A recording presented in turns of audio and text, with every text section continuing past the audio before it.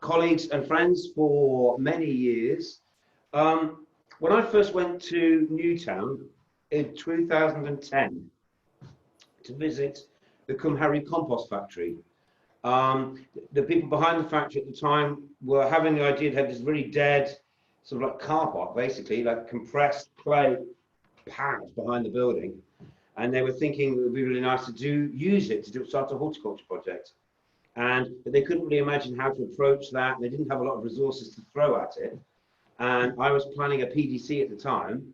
And I said to the factory, hey, let's get our participants, get our students to design a garden that's going to sort of connect the compost factory, what's going on inside the building. We harvested the water from the roof, we took the compost from inside, and we started to build a productive garden behind the factory. And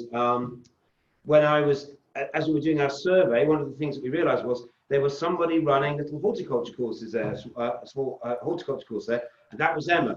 So we instantly incorporated her into our design for the Cwmharry garden and helped us sort of frame it as an educational space.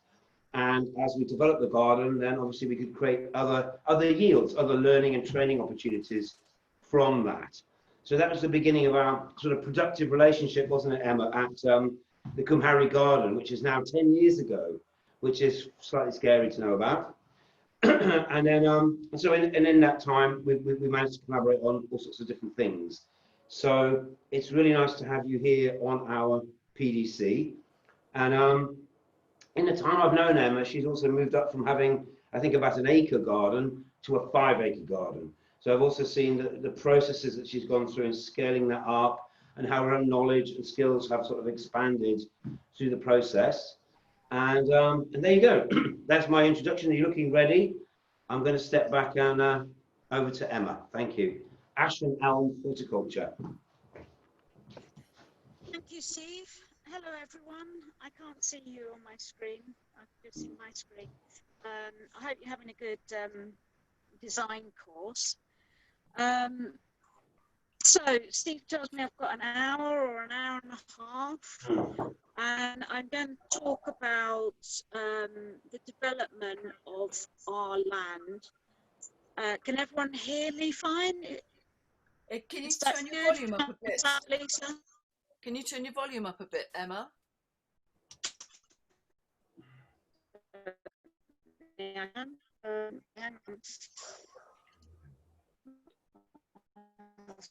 out of that.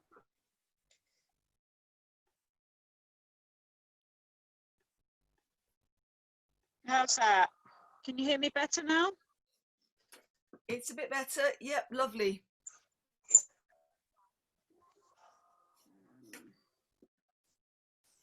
Okay, let's get this back. Sorry, it's a little bit clunky, isn't it? Share screen.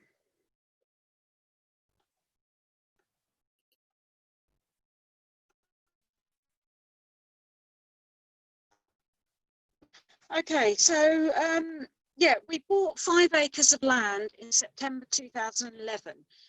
We'd lived in Wales for 20 odd years and had always been looking for land, and it was always out of our price range.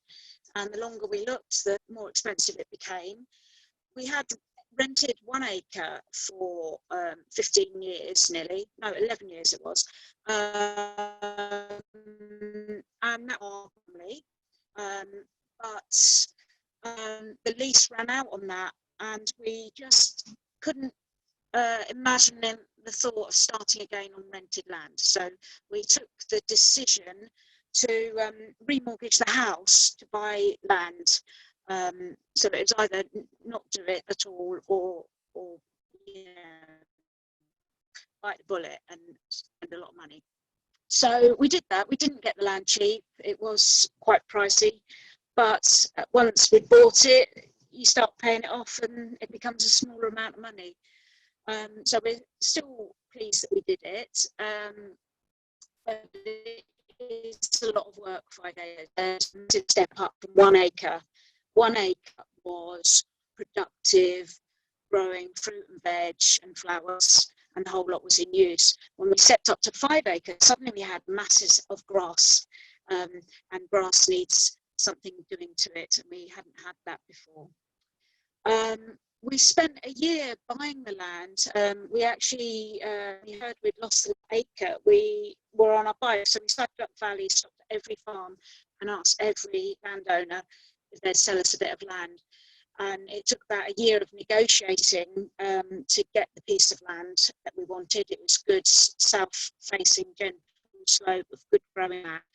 And during that time, we visited the field often. We drove past it all the time to get to work, and stopped off and walked and observed and made the plan. So I produced a design which we've pretty much stuck to.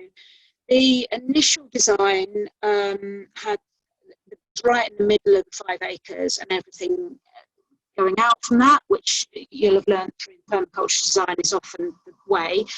But when the planners came, they said there's absolutely no way we're for any buildings in the middle of an empty field, and their advice was that all the structures and buildings needed to be near the gate. So it was redesigned with that in mind, and some things with the buildings weren't, but it was under the recommendation of the planners.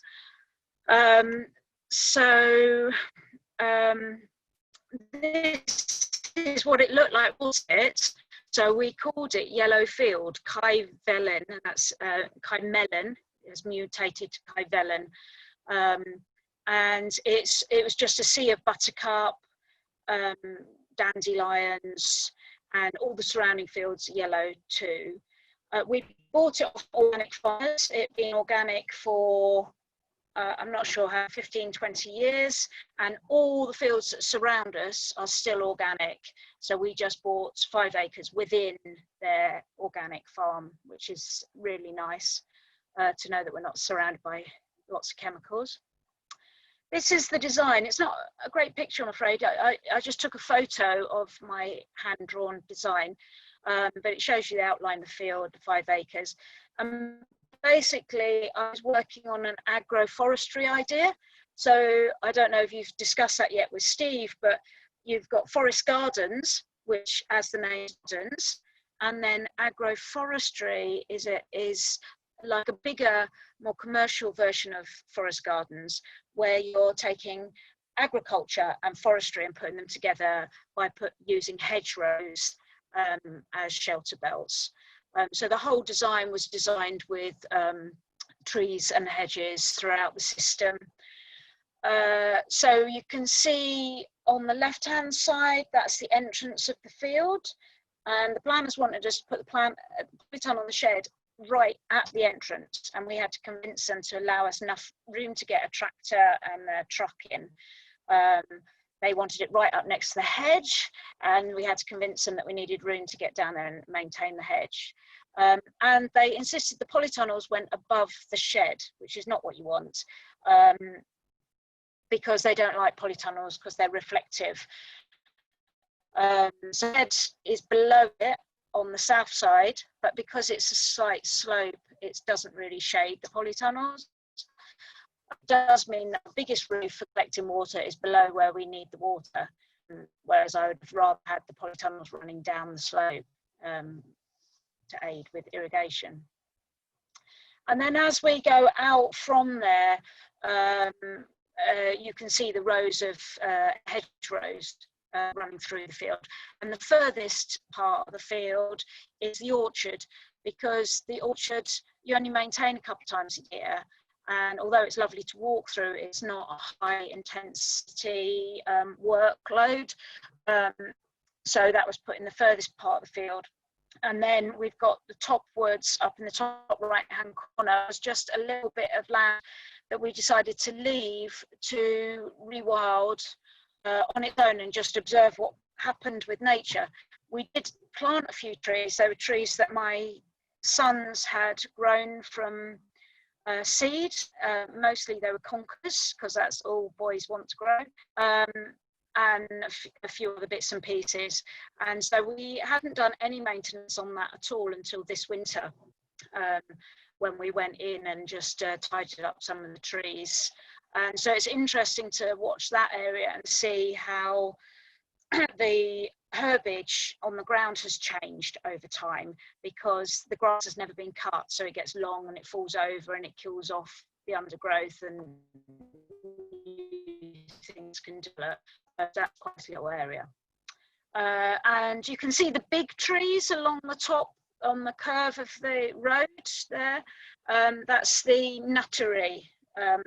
They are not that big as yet, but we've got walnuts and things along there. But along the back of that, we have, I think, about 100-metre row of hazelnuts, cob nuts, cultivars that produce big nuts, and that's one of our major autumn crops. So how does it look now? This is a picture from up on the hill, looking down on the field. This is the first year that every bit of the 5 acres is in cultivation. We're growing on it all, so it's taking us, well, 8 years to get to the final plan and get it all in production. It's work, I'll say that. But the nice thing is that the trees are growing now. We've got shelter belts, a lot more wildlife coming in, and we're a lot more protected from the wind.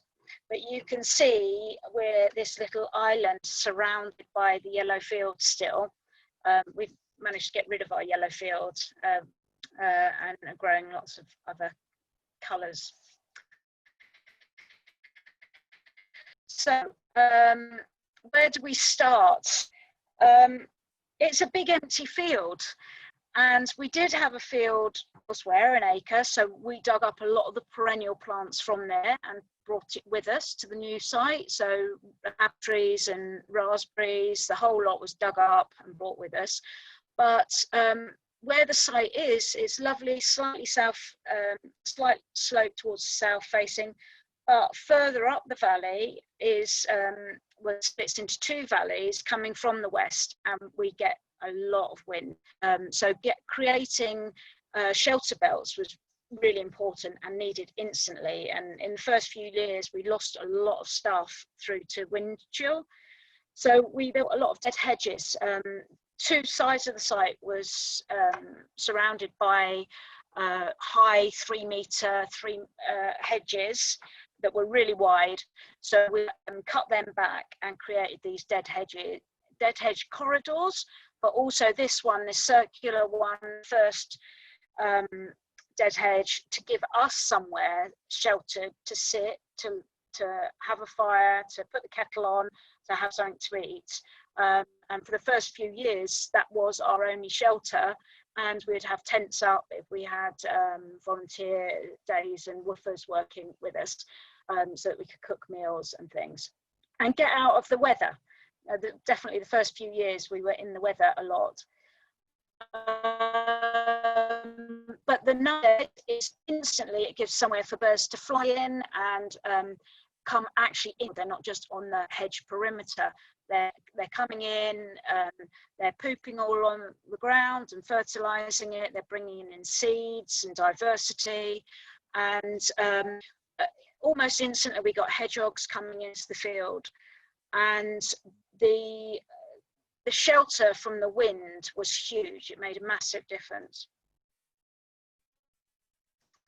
The dead hedges are instant. They give you the shelter then to plant the real living trees that will come up. So every single year we've been planting trees. The picture on the right there was actually this. We were planting trees at the beginning of lockdown. And what we're doing now is we're widening the hedges that we originally put in, making them into much wider shelter belts. So the original hedge here in the picture on the right is between the field and the orchard, and the orchard gets very wind battered. So we're widening that now to 10 metres of trees. So that's planted up this winter. The picture at the top is a row of silver birch, which I put there to be ornamental because it's the entrance to the field, but also to raise the canopy and bring the wind up over the field. We did have, like I said, the big hedge at the side, but everything we planted in the field was getting battered. As soon as we built the shed and the polytunnel, they got battered and damaged. So we planted the silver birch, and you can see the picture at the bottom on the left. That's how it looks now.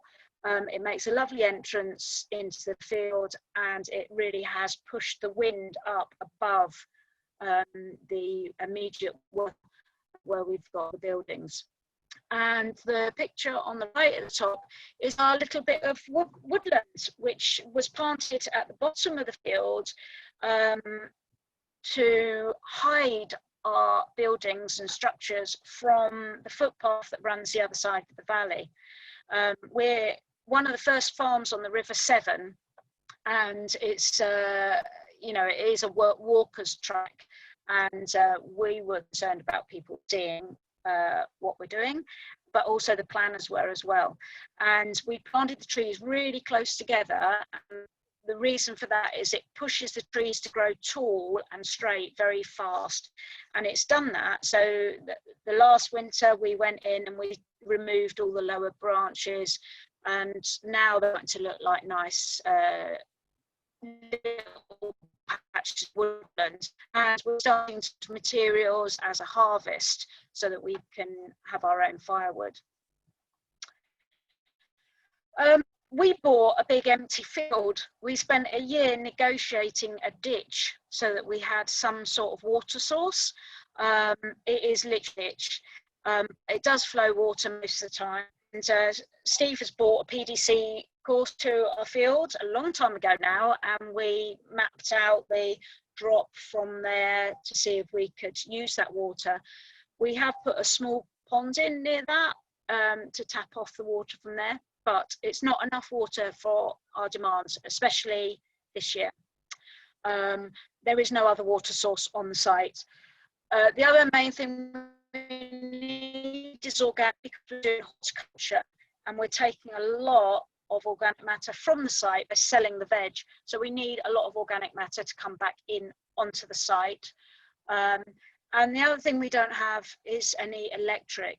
And as we're moving further down the line of developing the site, electric is becoming quite important. So we started building roofs to collect water, because as we grew more and more crops, we needed more and more water. And every spring since we've been there, we've had a period of drought. This year has been the worst drought, but even 2 years ago, we had 6 weeks without rain. This year it's 3 months. And every year I buy more water butts, and every year we put another roof up to collect more water. We are now up to 20,000 litres of water collection, and that's enough to last us 4 weeks without rain. But since that, we've put up another polytunnel, which means it's probably only enough for about 2.5 weeks without rain. And like I said, we had 3 months without rain this spring, and it's becoming an increasing problem that we're going to have to throw some money at and sort it out properly.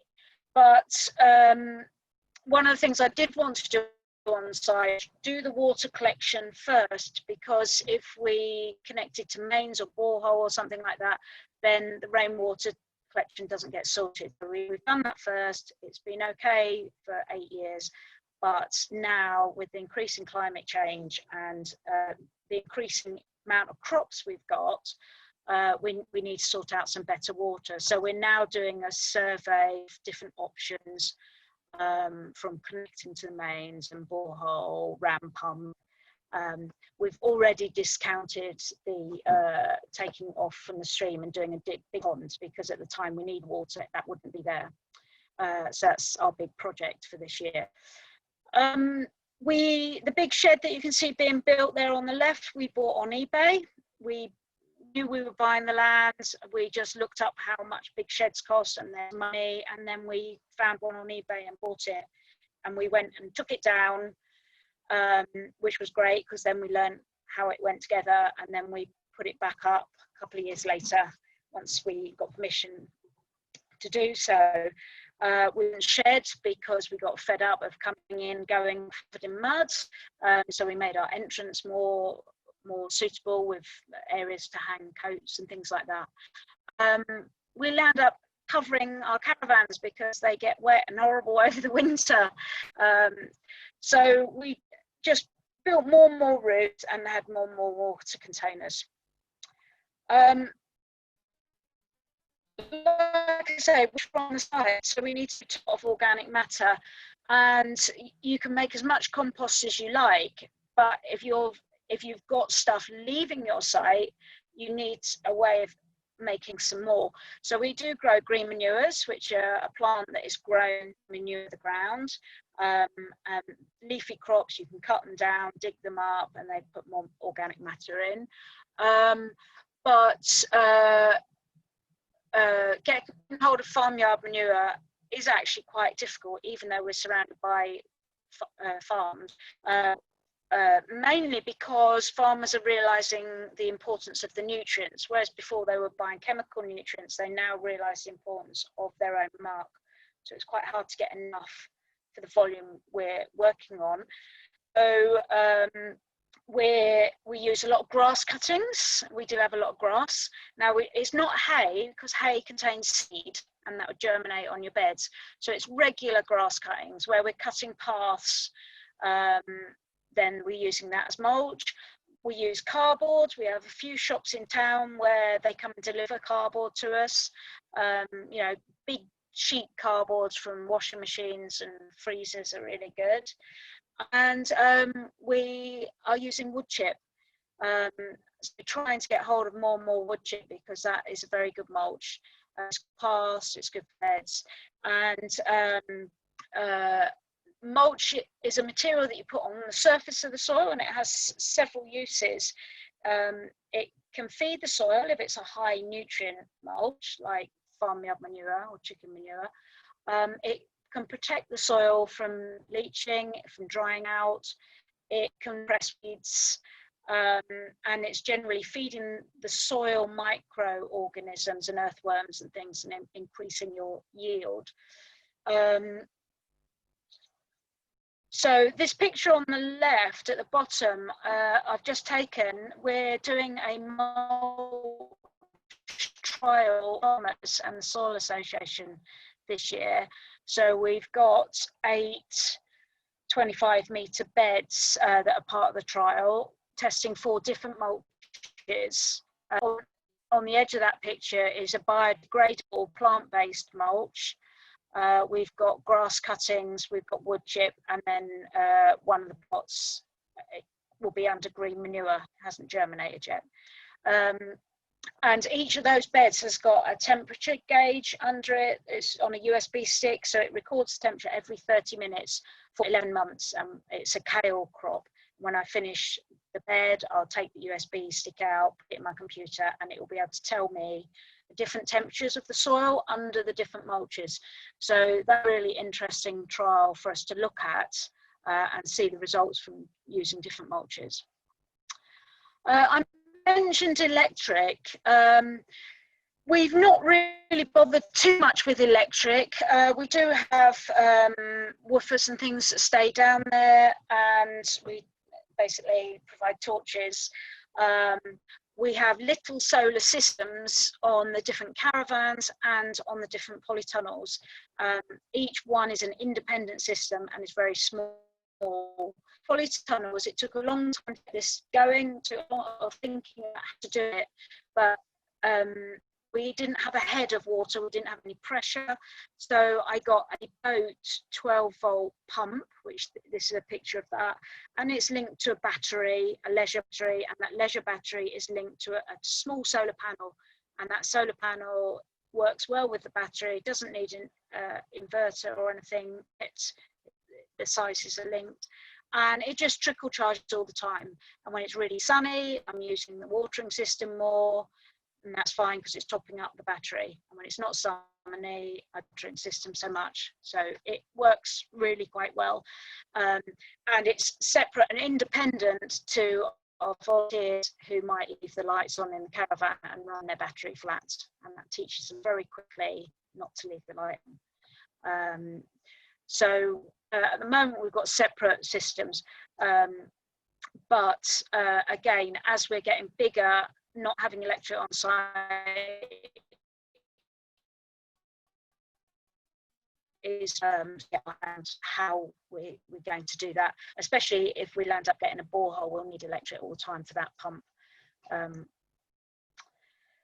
So when we first got to the field, we had lots of perennial planting to do, lots of trees to plant, but we wanted to get on with growing annual veg. So the first year we just ploughed 1 acre and we put in a field crop of potatoes.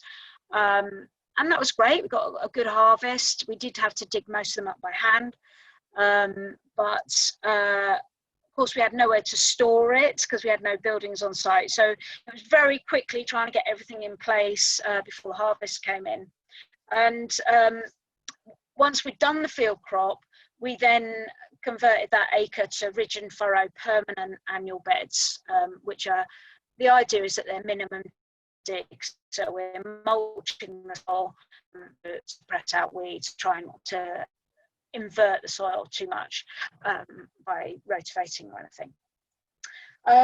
But what we found with the field of potatoes is you get a bulk of crop, you have to have somewhere to store them. You also get a bulk of waste, and that's good because you can compost it, but tons and tons of waste potatoes, it seems very wasteful just to compost it.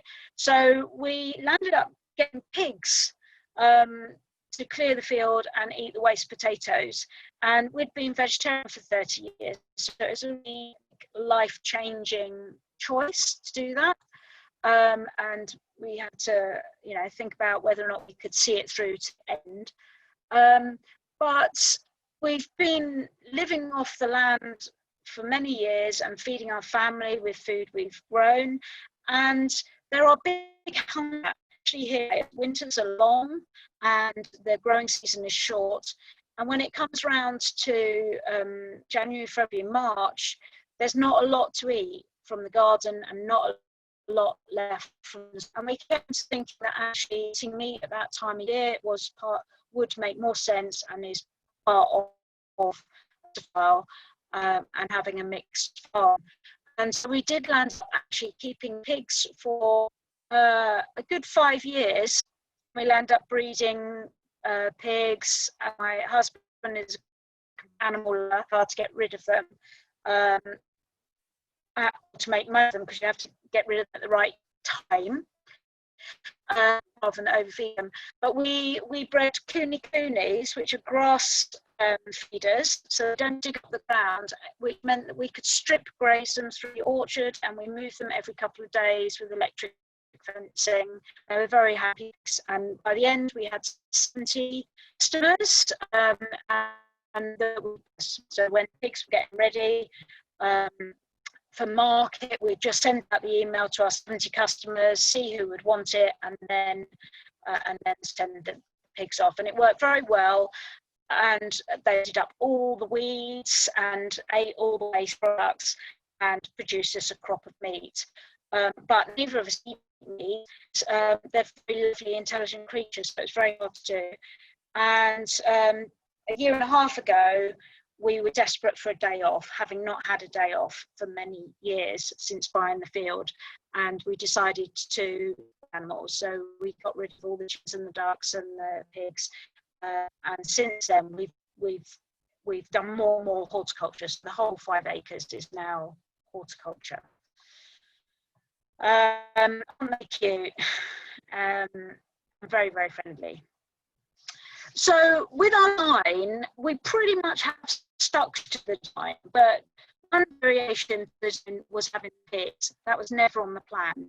And that's mainly because pigs are only grown for meat. We had planned to get goats and chickens and ducks because you can have those animals and they can live their life and they use other products, so you've got eggs and milk and all that. Pigs are literally only grown for meat. So they were never on the plan. It was lovely having them, and it did attract a lot of people to the land to come and see what we were doing, which was nice. The other thing that was on the plan, this was the start of it. We did 12 20-meter long raspberry beds. I didn't do it half-heartedly. I had done my research and I'd asked all the jam makers whether they'd be willing to come and pick their own, and they'd all said yes. And in 5 years, none of them ever came and picked raspberries. Did us to pick them and then sell them cheap to them wholesale. And picking raspberries is quite a slow job, especially to get good quality raspberries. And we decided a couple of years ago that neither of us like doing the raspberries, and the shelf life of raspberries is very short and we don't need that many. So we've grubbed all the raspberries out now, and we've replaced some of it with for the crop of fields, which is much easier than picking raspberries. Making, like I said, 5 acres gives you a lot of grass, and you then have to do something with that grass. You can't just leave it to do nothing. And one thing I hadn't realised is grass is a crop and it earns you money. And hay is a very, very valuable crop work to get. You basically have to have 3 days of really good sunshine and then work really hard during those 3 hot days. So the first 2 years, we cut 3 acres of hay with scythes. And you can see in that top picture that we've got a whole team in and their mates, and anybody who near the field got roped into cutting hay with scythes. So they were very early morning starts cutting hay and then swims in the river in the afternoon. The first year we had no hay baler, and none of the local farmers wanted to help us out because we were only a small patch of land. So we turned all by hand, and we rolled it all by hand, and we had round hay bales, which was great, and we were very pleased with our tump of hay. But nobody wanted to buy it because it wasn't standardized size. No one could judge how much hay it was. So that whole lot, after all that work, got composted. But I composted it cashy, and it made really good compost, and it fed the soil, so it wasn't a waste of time completely. We then got ourselves a hay baler, so we were still cutting it by hand, but we had a hay baler, and then we could sell the hay, and we were getting, you know, £600 worth of money, and it was good fun with a team of people. Me and Dave have done it on our own a couple of times, and it is really tiring, hard work. And it always rains on the 3rd day, so you're always in a panic to get it in and try and get it dry and in shelter. We were putting it in our barn, and then it filled up our barn, which meant we couldn't work in the barn because it was full of hay, and then it attracted rats. So we didn't want to do it anymore. So after doing it for 5 years, and had managed to make some money with it, and had got good at our hay bales so they didn't fall apart and they were nice and tight, we then decided we didn't want to do it anymore. And so the big hay field is now ploughed and grows annual veg.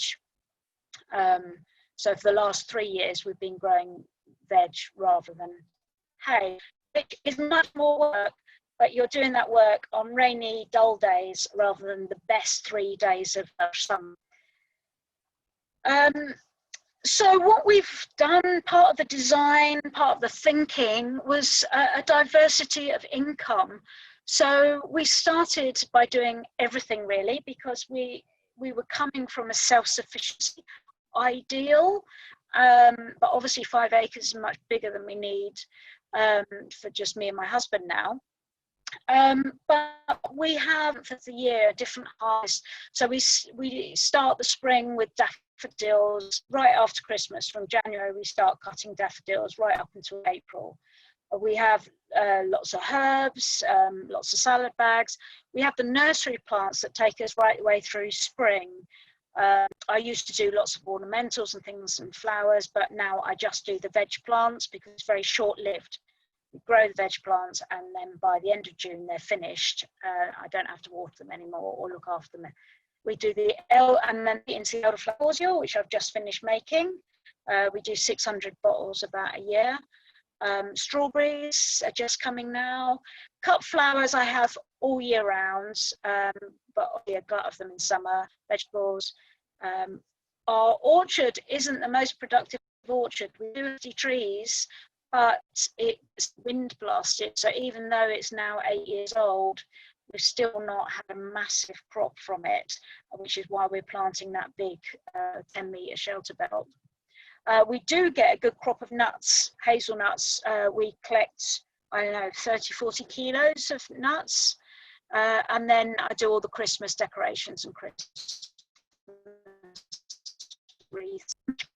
If one crop fails, we have another crop. So the diversity of income throughout the year averages out. One thing we have found by doing the field crops, because the field crop is generally 1 or 2, the losses on that can be huge. We're yet to have a good bumper harvest from the field crops, but year on year the soil is improving, so we live in hope. We've never made a great amount of money from doing an acre of potatoes.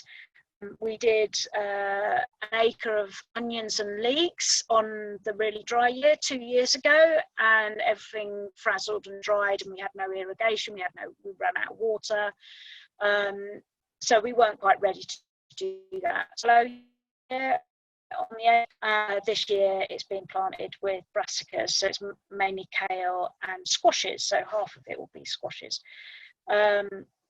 And we're a bit more on top of water and got water bowsers in the right place ready if we get another dry spell. But the ridge and forest, which we also have an acre of, have been going for 8 years, so they're well fed, they're well mulched. The losses are smaller because each 25-metre bed is a different plant family. So one will do really well, one might not do so well. But that gives you more resilience in your system by having that diversity.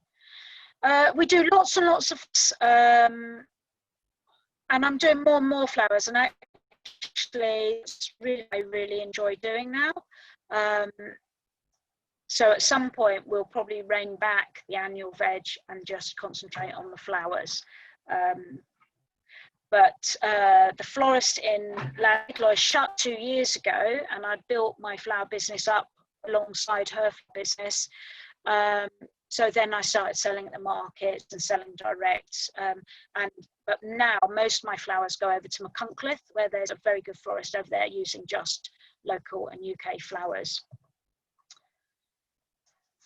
The important thing is to actually spend time and observe what we've done. We work really hard. We work very long hours. I've already been up and out this morning and done the harvest for the Newtown veg boxes. That's all done, packed before I come teach. So we do work really long hours, but we have to make sure that we take time to observe what's going on as well. And I think this year especially, we're really appreciating how much wildlife we have now within the field. We've put in several ponds, got all the pond life thriving. We've got lots of resident hedgehogs, which is lovely because we have rabbit fenced the field. And when we did that, we were very worried about the hedgehogs, but I think we fenced them in, which keeps them from the road.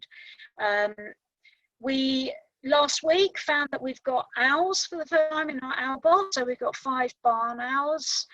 We have birds nesting in every structure. And we quite often do wildlife surveys of butterflies and things like that, see right. Many of you will have heard of Forest Garden. The picture on the left, the building of the forest garden. So we put in some paths, we edged the paths, planted beds. And originally a lot of the plants I planted in there had come from our previous fields. But because there was no protection there from the wind, we lost lots of those plants. And this forest garden was planted 3 times. It's supposed to be low maintenance, but I find it the highest maintenance of everything on site because I'm the only one who can maintain it, because each plant individuals, there's 1 of this, 2 of this, 3 of this, medicinal, some of them are to attract wildlife, some of them are edible, and most people don't know what any of them are. And you know, I have to be very careful if I send a volunteer to go and harvest something for lunch from the forest garden, because they can be bringing back poisonous leaves that are for eating, there for medical use or for wildlife. So it's really only me who can maintain the forest garden. So I find it a lot of work. I can't send somebody to just go and hoe along a row, whereas in the garden, in straight rows, it's very obvious what it is you're looking at and what shouldn't be there. It's a forest garden.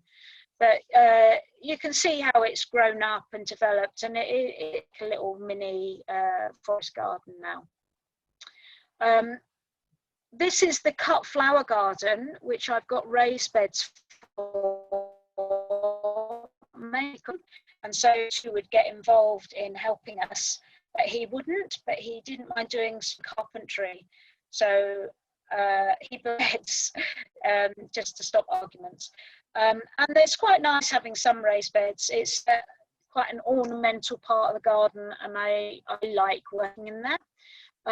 But to form the beds, we couldn't afford to buy in loads of soil, so we just made the soil ourselves. We started by laying cardboard off the grass, so we didn't even dig the turf, and then we just put in whatever we had, whether it was grass cutting, wood chip, molehills, a bit of muck, and we built the soil up gradually that way. I laid the ground cover, the black ground cover, Mypex, to keep the weeds down, because I didn't want grass growing in all the flower beds. My husband hates it. He hates it plastic, but I like it, that I don't have to weed. And the picture on the bottom right hand corner, you can see now it's the box hedge has grown around it. It's almost, it's a bit patchy, but it's almost there, and that's providing shelter. There was a dead hedge either side of that, which made it very sheltered. We've removed that now because we couldn't get past with the mower. There wasn't enough room between the hedge and the box hedge. Yeah, it's a lovely place to work, very sheltered now. And then the veg beds, we have an acre or so of ridge and furrow veg beds, and these have grass paths between them, which has been a complete nightmare because we have to trim it every month. And then if we're trimming it and you've got a crop of leafy stuff like salad or chard that you're about to harvest, you land up with grass flicked all over it. So it hasn't worked having the grass paths, and the grass roots move sideways into the beds. So this year we've actually laid plastic, the Mypex, down as paths between the beds. And you can see the green netting there. That is actually one of the agroforestry rows, but for some reason that particular row, every plant in it keeps dying. So I've given up and put wind netting there now, and you can see the trees, but that should be a proper hedgerow.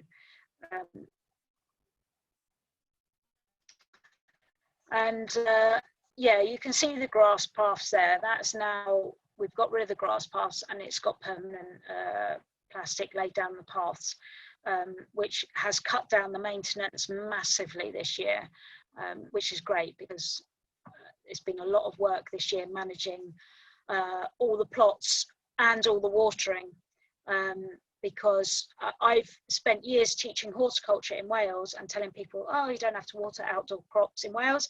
It always rains. But we had such a long period with no rain that the soil was just dust, and I was planting crops out, I was turning my back, and the next day everything was wilted and dead.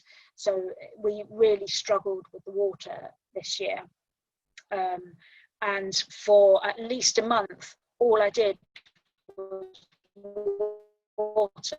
Couldn't eat anything, couldn't get anything done, because every single day from dawn to dusk I was watering things just to keep them alive, because at that time we still had everything in the greenhouse. We had pots, we had all the nursery plants, and we had things going out into the field.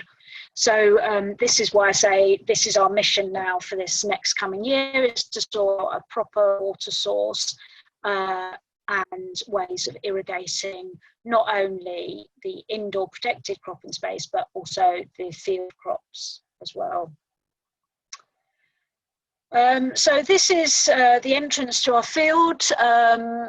We've got nursery staging, we've got plant sales, we've got farm gate shop, which for 8 years no one's ever used, and I put things out there and they get bring them back in, and people buy eggs from the farm gate but not a lot else. And then suddenly with COVID, everyone wanted to buy local, and I couldn't put enough stuff out on the store. As soon as I put it out for selling, people now know where we are, and they'll continue to buy local when everything gets back to some sort of previous normality and everyone's back at work and shopping in the supermarkets. So that's the end of my slideshow. A website at the bottom there, and we're on Facebook as well, so do have a look. I might just show you the website now if I can. Actually, if I copy that, I can put that on the chat. Oh no, I can. Hang on.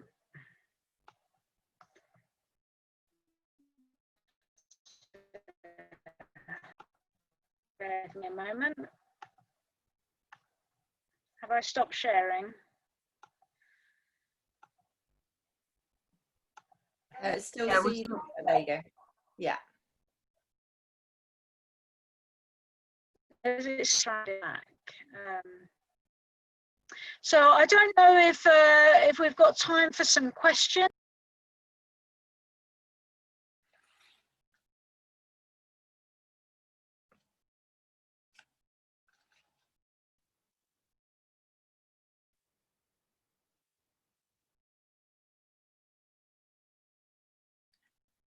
Emma, I think you're muted.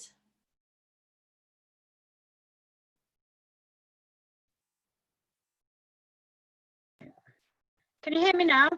Yeah. Yeah. Yeah, this is my website now. Everyone see that? So it's Ashen Elm Horticulture. There's a picture of how the field was when we first started. There's a little bit about us, who we are and how we got started. But I've got a blog which I post things on. Often these days, I used to post on it a lot, but mainly the blog is my diary of how the field's developed, but occasionally I put blog posts on how to grow stuff.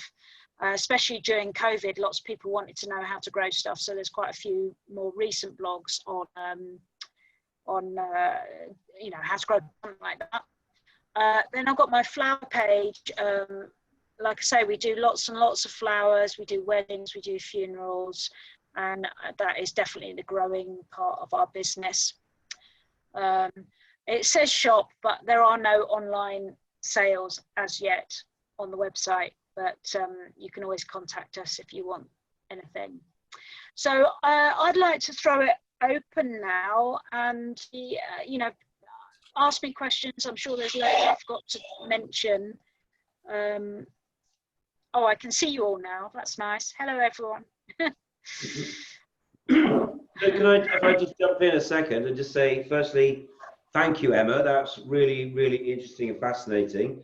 Our theme for today is about yields and diversity of yields, and actually illustrated that really beautifully. How many different things have you got coming out of that field, and the learning that's come from that?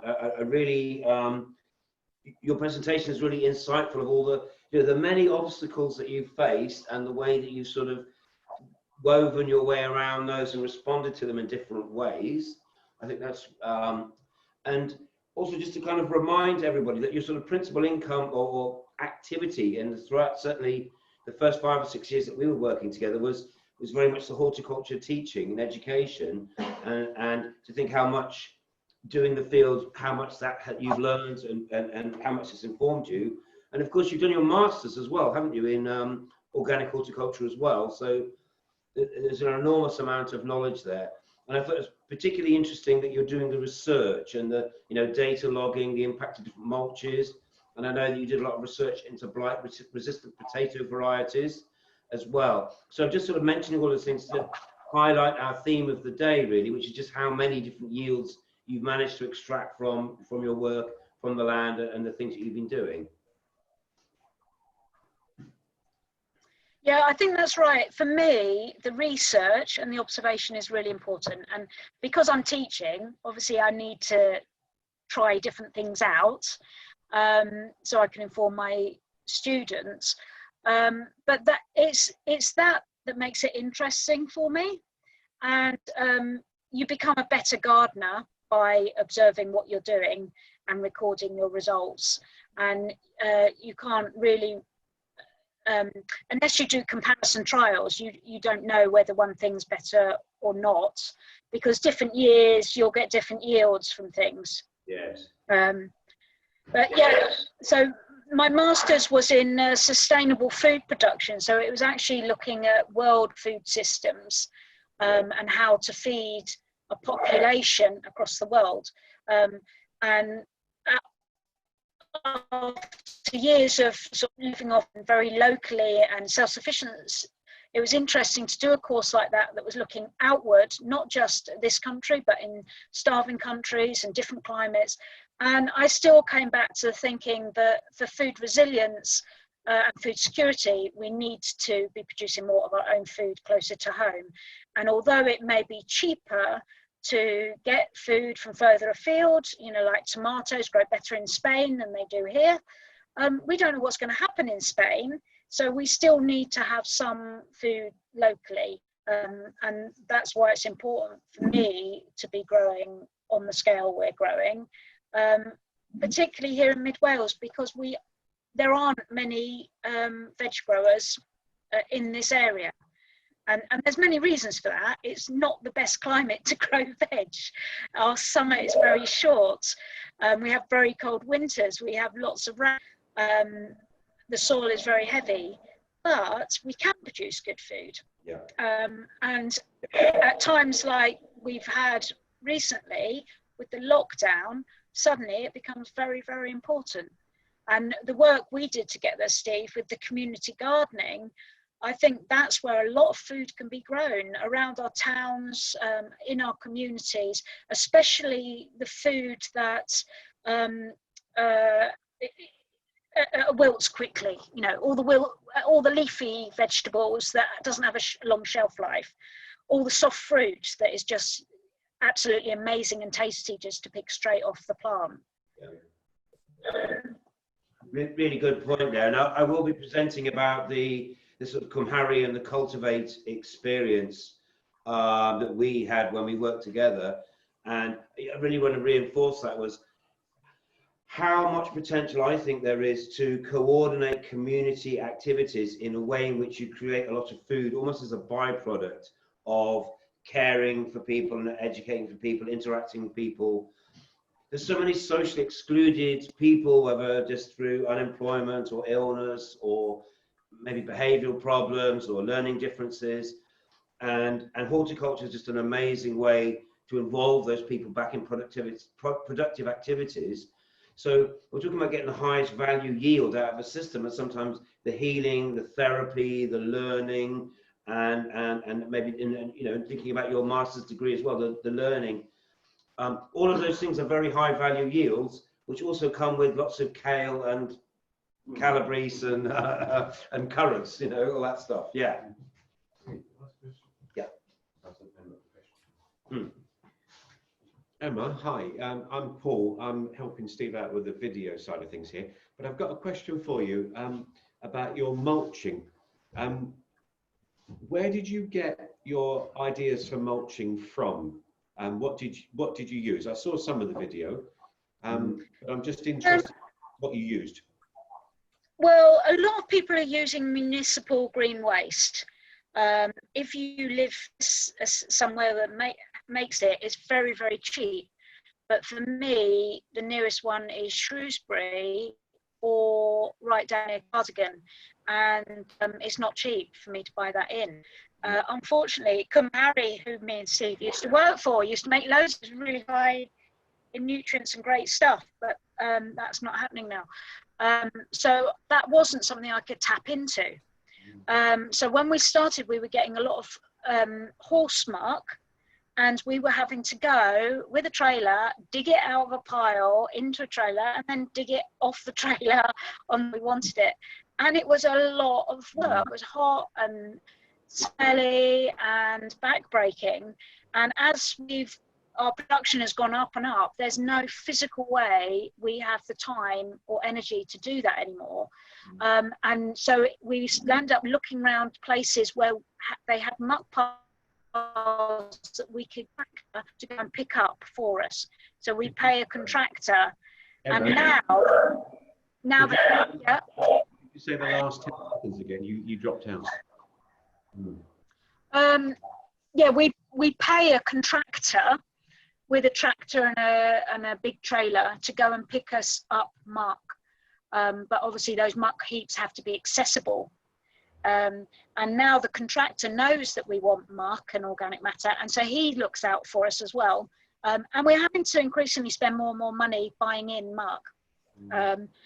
Whereas before we were just paying for the transport, now we're actually having to buy the muck, which is not really what we want.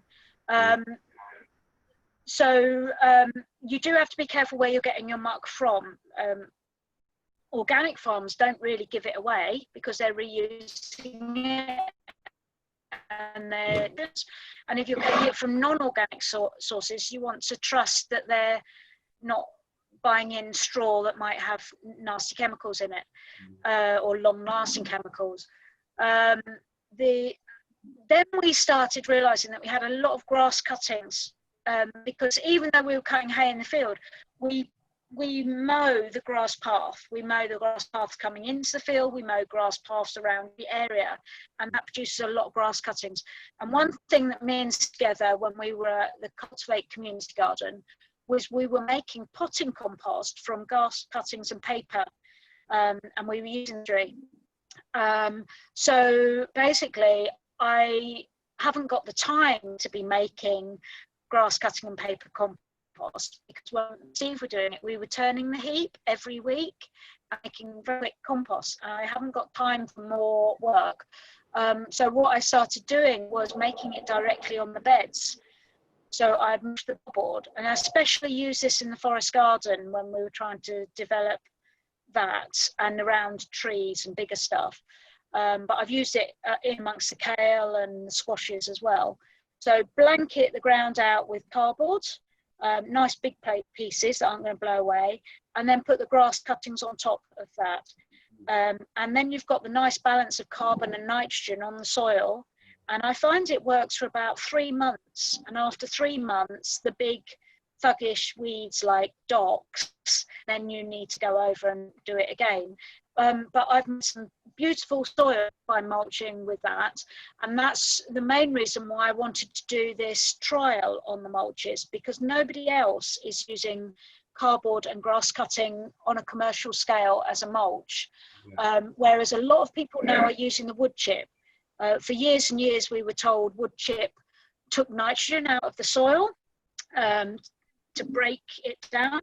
And so you shouldn't use it fresh, you should wait till it had browned off a little bit. But now the newer thinking is that if you're using it as a mulch on top of the soil, it's taking nitrogen from the air, finds use wood chip directly around your plants. This trial that I'm doing for innovative farmers, a lot of the farmers are using wood chip as one of their comparisons, but I particularly wanted to try the grass cuttings. Thank you. Wood's a waste resource. If you can get friendly with a tree, they're always looking for places to dump it. Unfortunately for us, we're quite a way away from other people, so we only get a wood chip delivery once every 2 years. But I am considering now buying it in because it's a good resource. Yeah, I'm very interested in wood chip and wood resources. I'm just delving into that myself, interested in it. So Emma, with the trial, Well, we do have lots of willows. Yeah, go on, Diane. hi, it's Kasia. Thank you for your talk. It's really inspiring. I was just sort of going back to the wood chip around the plants. Is that something that's still in trial, or would you advocate it? I think I would advocate it. I don't know if you've heard of Ian Tollhurst. He's a big vegan organic grower down in Oxford. He's been growing for 30, 40 years in his 200 boxes a week. And he was the advocate of green manures. He wrote the vegan certification regulations at a time when everyone was saying, you can't grow organically without mark. He was going, yes, you can use green manures. And now he's using the wood chip, and he's done lots of trials with it on farm. So I tend to trust what he's saying. He's linked with Reading University, so they do lots of nutrient trials and things like that. But it's still early days. It's not been rolled out. Not lots and lots of growers are using it, but he's using it. And Charles Dowding, the no-dig gardener, he's using it as well, and both of them have found really good results with it.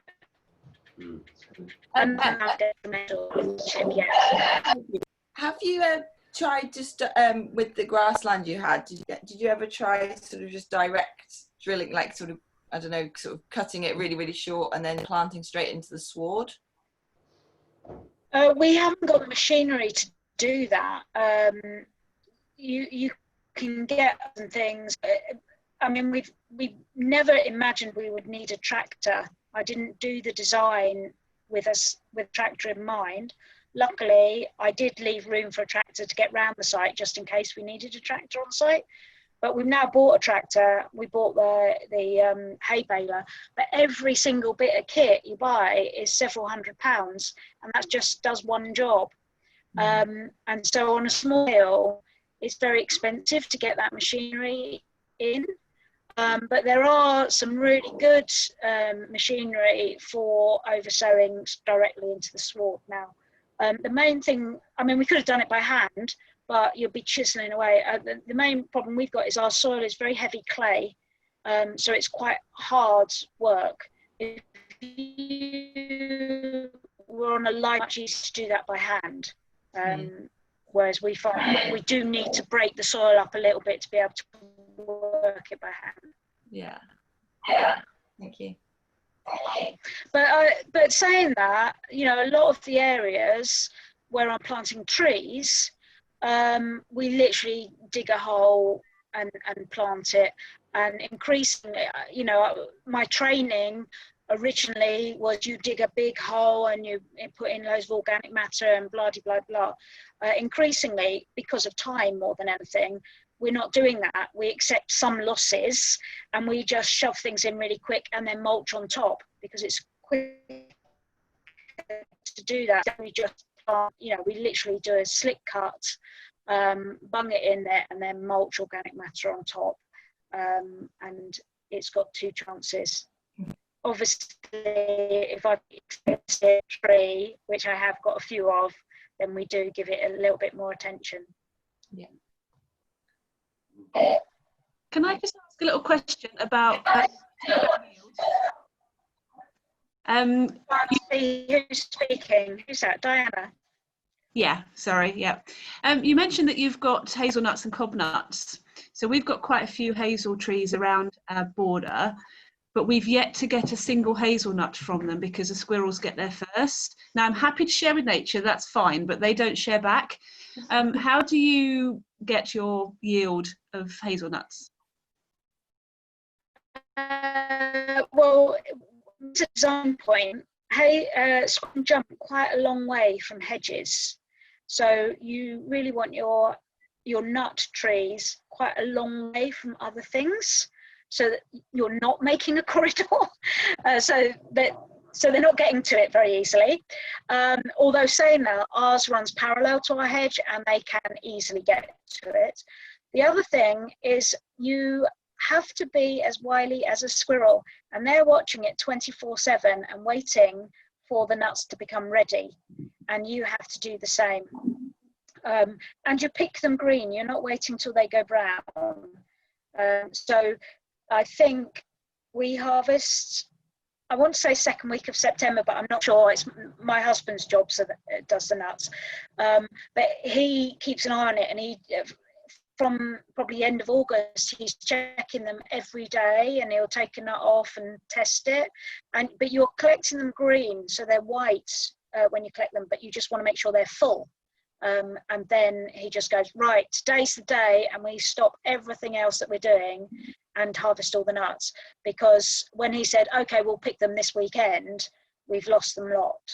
Yeah, because when they're ready, and the squirrels will be straight in there. So it's keeping an eye on them. Okay, that makes sense. I guess I was trying to leave them until they were brown. So yeah, that's why we were missing out completely. So There you go. try harder this year. Yeah, pick them green, lay them in trays, put them somewhere where they can dry out. Love them, and we have lost our crops quite a lot to mice. You know, we've had them hanging in the barn, and they've walked along the beams and gone down to the nets, and we've dried them in trays in the greenhouse, and they've been in and had them. So yeah, you have to dry them out and check them. Okay, thanks. Thank you.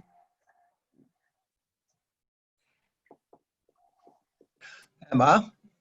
Yeah. Duncan Burwood. I think we met at Minerva in January. Yeah, yes, I remember you. 2 questions. One is going back to when you had just 1 acre, and given that you're vegetarian, to what extent were you self-sufficient in food? That's the first question. And secondly, I noticed quickly in passing that you mentioned you extended your toilet block to keep your bee equipment. So do you keep bees, and tell me a bit about it? We're not very good beekeepers, mainly because ready them. So we kept buying in bees, and we kept losing them every winter. They'd get through to about February, and then we'd have cold winds, and they're gone. So we decided not to buy in anymore. And then a couple of years ago, a swarm arrived, and it stayed, and we thought, okay, the field is now ready for the bees. The trees have grown, the shelter's grown, and they decided that it was a good place for them to come. And those bees have been hardy, and they survived the winter. So that's the first bees that we've ever had survive the winter. And they just swarmed this week, and we caught the swarm and put it in another hive, and then they flew again, and we caught them a second time and put them in a hive, and they flew again. And on the third time we thought, okay, they don't want to be here. So we're not the greatest beekeepers. We've never ever had any honey, but we've had bees on site for probably 6 out of these. We've been 8, 9 have been there. Yeah, but I think the site's ready for bees now, and a lot more wildlife. What was the other question you said? You're on mute. About how self-sufficient you were on 1 acre of land, given you're vegetarian. Well, we've got 3 boys, so when we had the acre, our sons were growing up, so we were a family of 5. And yeah, I haven't bought any veg really for many years. We have all the veg we need, but we go without a lot of stuff. I don't go with avocados and mangoes. We eat what we've got, and if that involves eating a glut of cucumbers every day, we eat cucumber every day. If it means we have to have lettuce soup, we have lettuce soup. I do a lot of preserves. We have lots of freezers, so I freeze loads of beans. I grow loads of beans for drying, so we have dried beans. We generally have enough potatoes and onions and garlic for the year and stuff like that. So even on the acre, we had that sort of stuff. But like I said before, there is that hungry gap during January, February, March, even into April, when winter stores are running low, the only stuff growing in the field is kale and parsnips, and your diet becomes a little bit minimal unless you buy in some extra food. So yeah, during those months I'd be topping up with stuff. But less so now because it's just the two of us in the house. So, you know, we grow far more than our needs now. But occasionally you do fancy something different. And fruit, of course. I do like bananas. Okay, thanks, Emma. Emma, just a thing on your forest garden. You mentioned that it was the thing that takes your time alone. And I live at Crabapple Community, and we have quite a lot of forageable food in and around. And we have, this year, we've had a fair amount of woofers coming to stay and be locked down with us, actually. So we've had a community of 21 for quite a few months, which has been brilliant. They were all quite young and hadn't really done any foraging at all. So those of us who knew how to identify plants spent, you know, like an hour and a half, sometimes a couple of times, just doing foraging walks. And so that when it was the woofers' turn to cook, they were, you know, they were able to know where the edible stuff was. Now, I heard you say, and it's certain, this isn't a criticism, just wondering if the time, instead of spending your time alone, if you shared a little bit of the knowledge of what's on there and what they shouldn't pick, maybe that might, you know, free up a little bit more of your time. Unless, of course, you want solitude. All of our volunteers, trainees that come to the field are all coming for a learning experience. I accept volunteers that are coming to learn what we're doing. They're there to learn and they are taught stuff. But many of our volunteers are only there for 2 weeks, and many of them are quite young. And I won't necessarily trust the food that they foraged. I have sent us a few times. But anyone who's there any longer term, or anyone who you know, gives the effort to want to learn what's what, then of course they're taught what's what and to forage. But you're living on a community. We are just me and my husband. And so me and my husband are running 5 acres, and we are extremely busy doing that. So any volunteers that want to tag along and learn as we go, yeah, they do learn a lot and go away with a wealth of knowledge with them. Sure. But I still wouldn't leave them unattended weeding in the forest garden. Yeah. I can totally understand that. Yeah, we always had, you know, they check in salad with us. One of us would inspect the salad before we ate it, having had someone do fox gloves instead of comfrey leaves at one point in my life. That wasn't such a great thing. So yeah, okay. No, it's just I just came at it from a sense of, you know, kind of trying to. I was worried for you, but you got it all right. No, we've had some lovely volunteers that have come and actually know more than I do on the foraging, and that's been really lovely because then it's knowledge exchange. We had a Brazilian woman that took one of my flowers and fried up the leaves, and I'd have never eaten it. It was an ornamental flower. So yes, it's always, everyone's got something to share.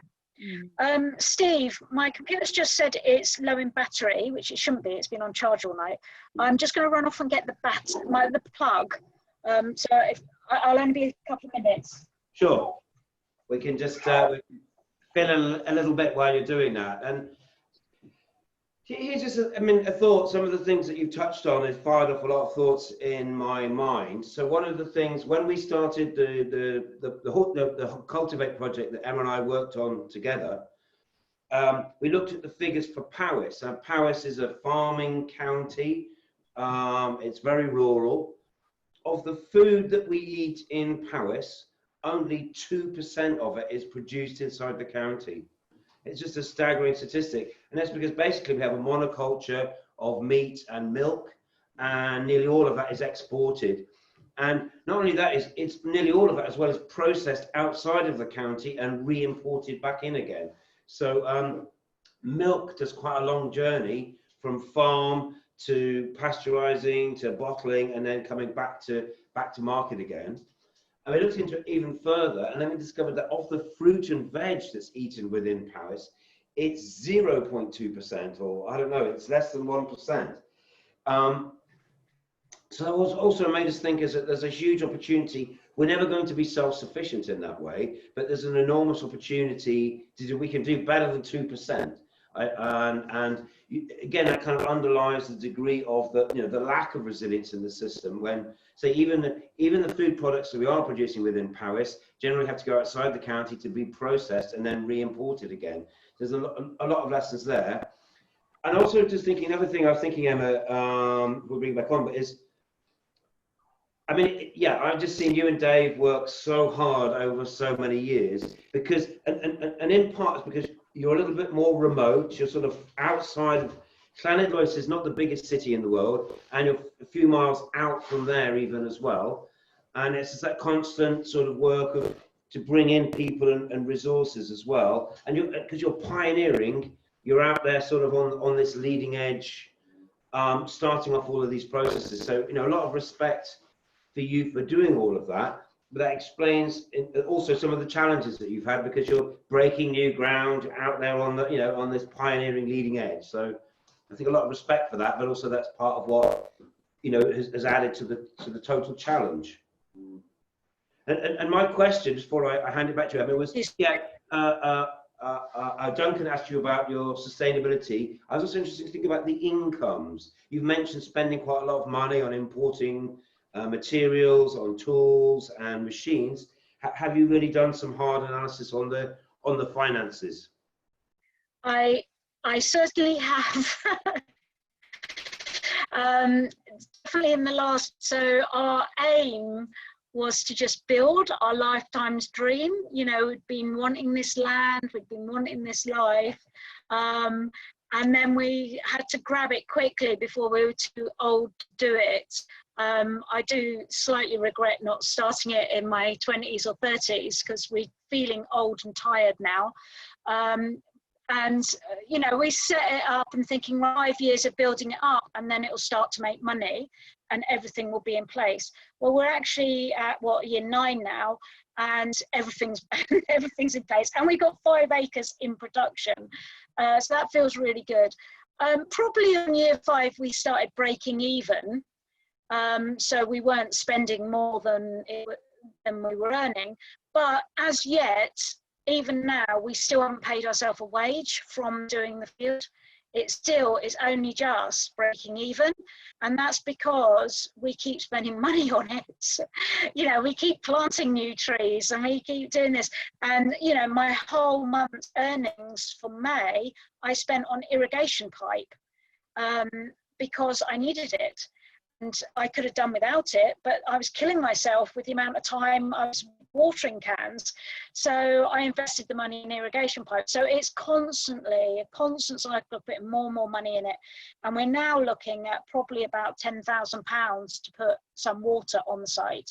And that money's got to come from somewhere, and it's not going to come from growing the veg, but we've got to find it somewhere. So yes, for the last 9 years, we have worked off-site to earn an income, to pay the mortgage, to pay the bills, which is not where we want to be. We want to be able to say we can earn an income from the field. And yes, our turnover is good. We're about, I haven't finalised last year's accounts, but I would say we're probably about 20 grand turnover from the field, which should be great in having outgoings. But we spend all that back into the field, so we're not actually earning at all. And I say it every year, but we're going to start earning money, but unfortunately we don't, because we keep spending it and reinvesting it, and it's hand to mouth. We never, you know, normally when you start a business, you have a big pocket of money to plow into the business to start. We never had that. We remortgaged the house to buy the land, and we had, I think, £6 to get started with some buildings. And then have literally been hand to mouth. You know, we earn some money, we spend it. So it has been a slow old slog to get to where we are now. And I think in retrospect, to, you know, really plough the money in the first place and then just be there and have it. But we weren't able to do that. So yeah, one of the trainees that came to work with us a couple of years ago actually asked me what our income was from all the different enterprises that we run off the farm. And so I did start looking closely at our turnover and income from each stream of the business. Which I hadn't done before, because all the money went in one pot and it was all on one list on one spreadsheet. So I've now got a spreadsheet with all the different income streams and all the ins and outs of that go on different things. I haven't totally analysed it yet, but the one that I did analyse at the time the trainees were asking were the eggs. And we were actually spending more on chicken food and chickens than we were eggs, which is the reasons we stopped doing chickens. And we loved having the chickens, but actually they're quite messy, they're quite hard work. And the problem with animals is they take priority over anything else. And so I'm conflicted, because when I arrive at the field first thing in the morning, I want to open the polytunnels and do the watering. But with animals, the first thing you have to do is the animals. And animals, there's always something happened, you know, a gate's broken or a hinge here, or you need to clean the feeders or something. And before you know it, half your day's gone on the animals and you haven't even started on the veg. So we're feeling a lot better for not having the animals. That's freed up a lot of time. And like I said, chicken eggs weren't earning any money. Interestingly, during COVID, it was one of the main things our neighbours bought off us with the eggs, and they couldn't get to the shops because they're all old. So we started buying in eggs, and we've continued to do that. And now that's actually quite a good income stream for us. We're buying in eggs and selling them on at it's a lot easier than keeping chickens. But that's not what we're about, and that's not what we're trying to do. So whether or not we'll continue that long term when everyone starts going out and going back to the shops, I don't know. So yeah, interesting. Elderflower cordial, I make quite, and like I said, I've just finished making that, and that's like 2 weeks work where I'm picking elderflower and making elderflower cordial, and that's 2 weeks work in the year, but I'm selling it all year round. We've just got the last few bottles from last year and the new batch now, and that is one bit of the business that pays for itself, because it's very easy to work out. I know how long it takes to make, I know what all the ingredients cost, so I know how much to charge for a bottle. With the veg, it's not that easy to work out. How many hours do I spend growing that veg? How many of those hours is actually spent observing the wildlife, or you know, enjoying the sunshine? While, you know, it's not easy to work out that, so you have to just work it out as an overview. But there are lots. One thing I will say is one thing I've done with the trainees this year, because I'm doing the Pathways to Farming training projects this year, last couple of years, we did a lot into horticultural businesses that are making money, and a lot of them are you know, 2 acres ish or upwards, and most of them are run cooperatively or on a CSA scheme. There aren't really many out there that are couples making money out of it, because it's so involved and you need so many different skills. You need admin, you need marketing, you know, you need growing experience. So it is something that does work better if you can bring people together to do it and work together. and then you can make money out of it. But of course, you know, our land is not just the veg production. There's lots and lots of wildlife belts. There's lots of ornamental bits as well, which we are also upkeeping and maintaining within the site. That's really interesting. It's interesting to talk about the value added bit about the elderflower cordial. That's something which has been a big lesson here at Trevlock Farm, about not just selling the primary products and if they can value add, but also Ian here was also saying exactly what you just said, Emma, about being a bit of a jack of all trades and spreading yourself very thinly. You need so many different skills to do this. I also just want to say, as we head towards the end of our time, we've got about 3 minutes left. I hope you're reading the comments, Emma. Do look in the comments. A lot of people are feeding back, thanking you for your talk, finding it very, very useful, your breadth of knowledge, and all of that. So do just have a look at the comments. And yeah, any other final thoughts from anybody else? Thank you.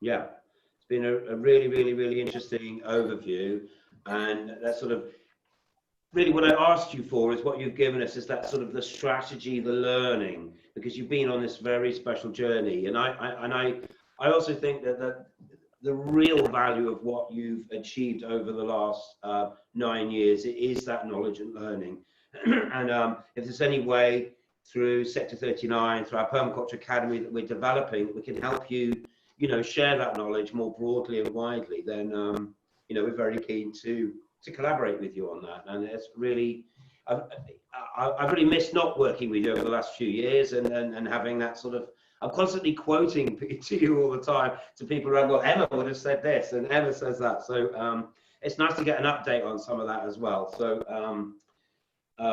I always felt that we had quite an interesting mix of skills. If you have a really great attention to detail, I've got sort of this big, broad picture kind of approach. And I think I'd say to everybody that sort of collaboration in different ways is just so important for all of our learning, and to be able to sort of, yeah, to deal with the diversity of the yields and the diversity of the experience of doing small scale growing. You end up having to know so much. Also, we've got Bridget Neem now sat there in the group, and just to say that her partner is a very skilled and experienced beekeeper, and up at Penagana, so just up above the hill from Llanrydder, and there's a great, you know, skill set within this network here on this PDC. So if you have any closing thoughts, Emma, but I just want to thank you very much for your presentation, and yeah, great to see you, and great to have you part of this. So I'll hand over to you. Yeah, thanks, Steve, for that. Yes, and I also do miss working with you. It was far off, different ideas and things with. We'll have to get together more often. I've just read through the comments. I hope everyone could hear me. There's quite a few comments about not being able to hear, and I did the video run, so I hope everyone could hear throughout. There's a couple of questions on there. What did I replace the raspberry with? I've planted daffodils. So we grubbed out the raspberry and we planted daffodils as a crop. But yeah, thanks for having me. I hope you enjoy the rest of your course. It's great that it's able to continue through Zoom. Better in some ways, because it opens it up to more people able to come. So yeah. I've got to go back out and do some gardening now. Okay, thanks so much for your time. It's been a wonderful presentation. The sound was a little bit wobbly in places, but we could basically hear 95% of what you said. So maybe next time we'll put you on a different line. But otherwise, yeah, thank you so much. That was really wonderful. And thank you. Cheers. And everybody, we'll take our little